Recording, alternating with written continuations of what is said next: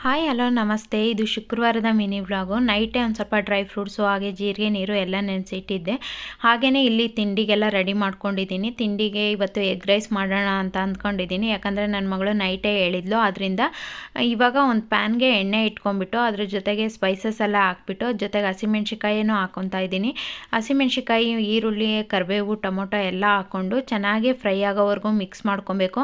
Tomato ನೀವು ಬೇಕು ಅಂದರೆ ಹಾಕ್ಕೊಳ್ಳಿ, ಇಲ್ಲಾಂದರೆ ಸ್ಕಿಪ್ ಮಾಡಿ. ಟೊಮೊಟೊ ಹಾಕಿದರೆ ಗೊಜ್ಜು ಥರ ಇರುತ್ತಲ್ವ, ತುಂಬಾ ಚೆನ್ನಾಗಿರುತ್ತೆ. ರೈಸ್ಗೆ ತುಂಬ ಚೆನ್ನಾಗಿ ಹೊಂದ್ಕೊಳ್ಳುತ್ತೆ. ಅದರಿಂದ ನಾನು ಟೊಮೊಟೊ ಹಾಕ್ಕೊತಾ ಇದ್ದೀನಿ. ಅದ್ರ ಜೊತೆಗೆ ಸ್ವಲ್ಪ ಶುಂಠಿ ಬೆಳ್ಳುಳ್ಳಿ ಪೇಸ್ಟ್ ಹಾಕ್ಕೊತಾ ಇದ್ದೀನಿ. ಶುಂಠಿ ಬೆಳ್ಳುಳ್ಳಿ ಪೇಸ್ಟ್ ಅಷ್ಟೇ ರೆಡಿ ಹಾಕ್ಕೊತಾ ಇದ್ದೀನಿ. ಮನೇಲಿ ಖಾಲಿಯಾಗಿತ್ತು ಅದರಿಂದ. ಅದ್ರ ಜೊತೆಗೆ ಸ್ವಲ್ಪ ಗರಂ ಮಸಾಲ, ಸ್ವಲ್ಪ ಅರಿಶಿನ ಹಾಕ್ಬಿಟ್ಟು ಆಮೇಲೆ ಚೆನ್ನಾಗಿ ಮಿಕ್ಸ್ ಮಾಡಿಕೊಂಡು ಜೊತೆಗೆ ಕೊತ್ತಂಬರಿ ಸೊಪ್ಪು ಹಾಕ್ಕೊತಾ ಇದ್ದೀನಿ.